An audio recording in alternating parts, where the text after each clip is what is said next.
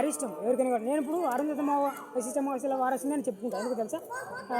ఇప్పుడు నేను చెప్పాను కదా, doctor M Mohan Babu sir అని చెప్పేసి సన్ ఆఫ్ ఇండియా సినిమా తీశారు. అందులో చూడండి అరుంధతమ్మ గారి గురించి చెప్తాడు. వీడెవరా కుల పిక్చర్ ఉన్నట్టున్నాడు అని చెప్పేసి అనుకున్నానని చెప్పేసి ఆయన అతని డ్రైవర్కి ఒక బోధ చేస్తాడు.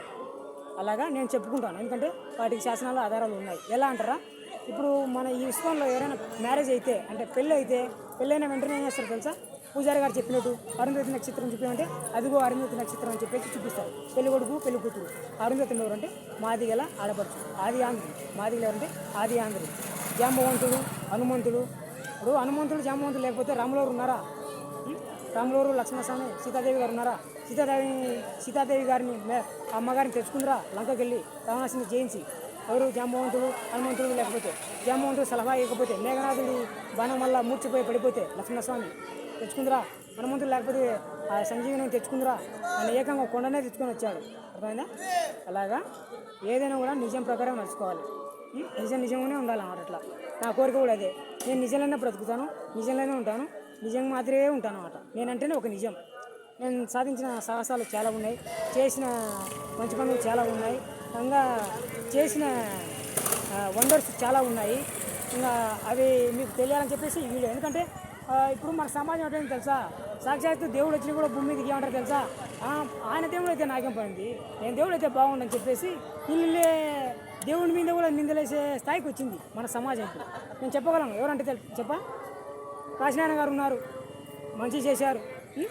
తర్వాత ఎవరు? యోగి వెమ్మన గారు మంచి చేశారు. సాయిబాబా గారు సాక్షాత్తు ఆయన భిక్ష ఎత్తుకొని వచ్చి అందరికి వంట చేసి చేయి పెట్టి చూసాం మనం.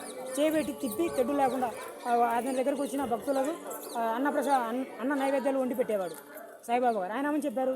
ఖురాన్, బైబిల్, గీత, హిందూ, ముస్లిం, క్రిస్టియన్ సమానం ఉన్నారు. నేనేం చెప్తాను?